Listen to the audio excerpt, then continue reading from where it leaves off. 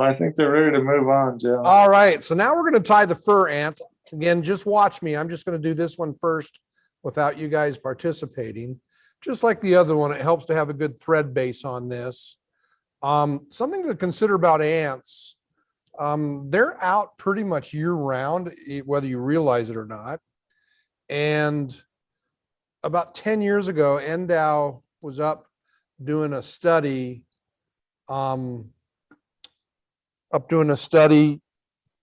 doing stomach sampling on inland red band rainbows in northern Elko County in July and August, when when there's lots of dry flies and lots of hatches going on, a good variety of food for them to eat. And yet when they pump their stomachs, 80% of the food mass in their stomachs was ants. So we're going to make a very thin noodle. This is actually way too thick here. We're going to make it nice and thin. And you can always add more, but just pull just a little, just a wisp off. You guys, what I gave you is probably enough to tie almost a dozen flies. So if you use half of it on these 3 flies, you've used way too much. So we're going to build a ball of an ant on this back side. And you can kind of, the back one generally seems to be a little bit bigger. And if you don't have enough on there, we just add more. And again, we want to keep that fairly thin. And again, I'm just pulling, just a wisp off. You can see how little bit that is. And we're building that like that. And so we can go back. And again, it's a little bit tapered. So we build it up a little bit higher in the middle. And then we bring it here. So after we have that where we want it, now we're going to take some black hackle, okay? And we're going to take this base and we're going to pull that stuff off. And we're going to have the shiny side point towards the front.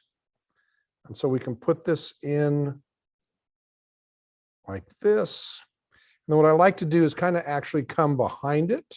A couple wraps to help kind of stand it up a little bit. Wrap this up here. And now what I'm going to do is use my hackle pliers, because this is what we have is fairly small. Again, our hackle pliers. And you'll notice I have a little bit of stem that is still exposed, because that helps you get it wrapped around right. And so now we're going to wrap it, say about 3 or 4 times. You don't need a lot. Oops, slipped off my hackle pliers. Uh-oh. So we'll rewrap. About 3 or 4 wraps is all.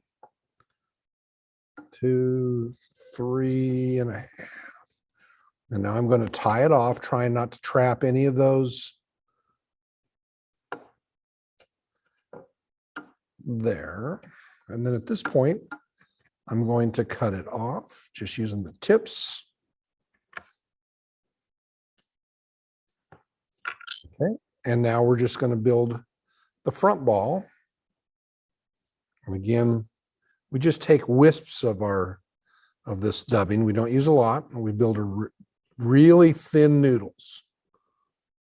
It gives you a lot more control. You can build it up, add more later, take some off at the end if you need to, but just keep those noodles really thin. I mean,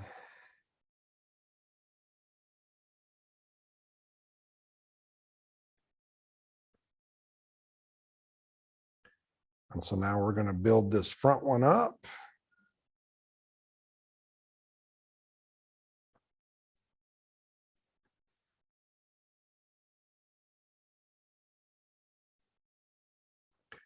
Give it a quick whip finish.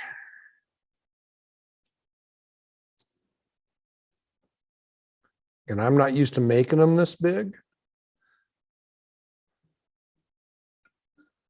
And again, like we've been doing, we do 2 wraps. So the first one, you don't pull as tight. That way, that way you don't accidentally break it. And then cut it, and that's it. So 2, very, very, very simple. And you can pull some of that off if you want, or kind of tighten it up. And so that's our fly. Now, you can tie these in cinnamon, you can tie them in brown, even some red. Sometimes I've seen, you could do like a brown or cinnamon front with a black back. You can put a little bit of a wing to make them look like a flying ant. Flying ants generally, though, are the ones around here anyway, the ones I've seen are primarily brown or cinnamon color. So let's go ahead and let's put our hook in the vise. Give ourselves a good thread base and leave your thread hanging at the back of at the bend of the hook.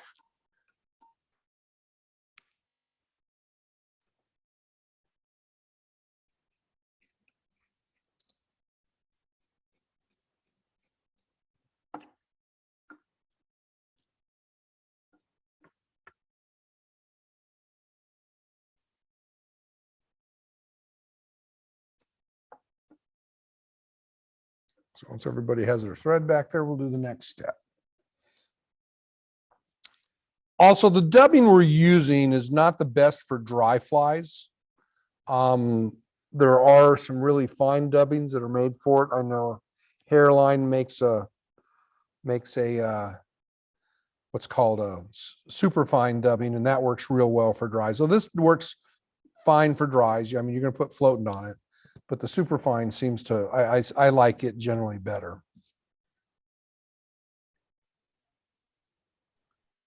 So everybody has their They're ready to move on, Joe. Okay, so now, like I said, we're just going to take a little wisp at a time. We're going to build a really thin noodle. In fact, this is even just a little bit too thick there. Realize when you guys are looking at my thread, it's zoomed way in. It's a lot bigger on the screen than it is in front of you. So you don't want to match what I have. Don't make it look that big in person, because the camera zoomed way in. Okay, so we make a nice little fine noodle, and we're going to start building our back segment of the, and again, we can add some more if we didn't make it big enough. If we want it to be a little bit bigger.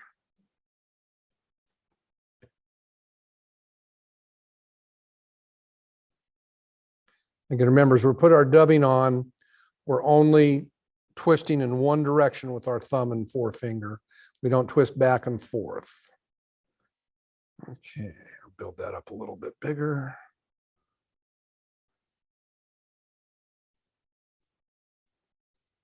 I'm going to give it just a little bit more in the front here.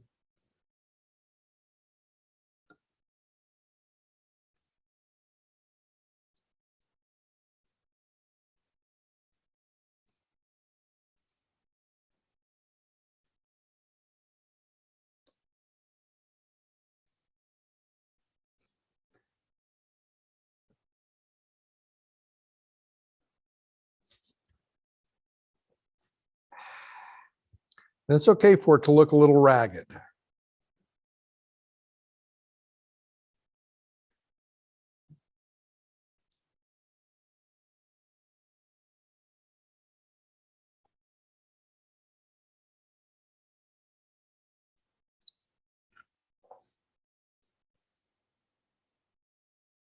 Yeah, see, the superfine dubbing is not quite as bulky as this, and that's why it seems to work better.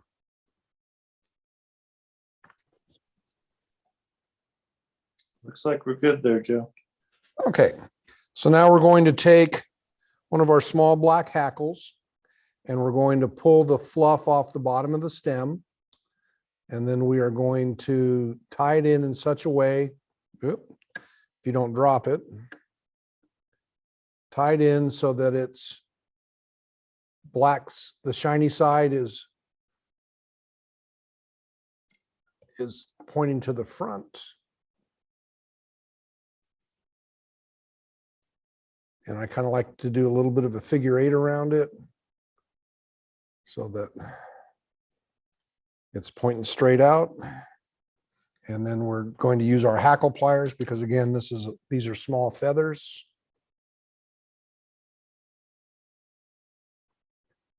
And we're going to wrap it about twice now I've pulled that off. My hackle pliers. My hand doesn't work like it used to. Getting old sucks, folks, just letting you know.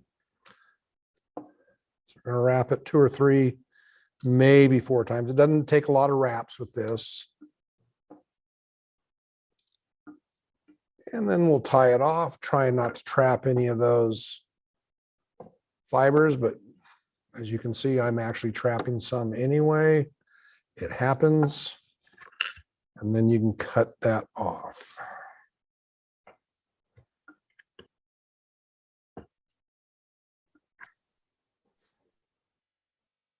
think we're ready. Okay, and now pull a little bit of thread out. Again, we're going to build another noodle, again, keeping it real as thin as possible.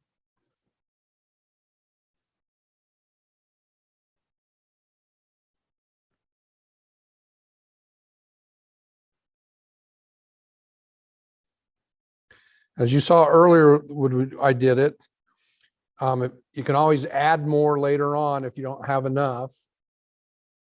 So keep that noodle nice and thin. And then we're going to build up our front little ball here.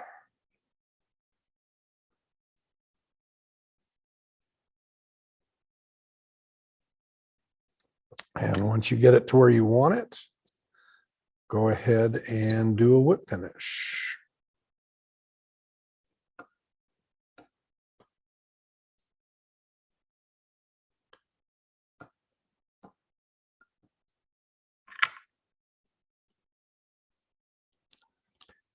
And voila, another ant.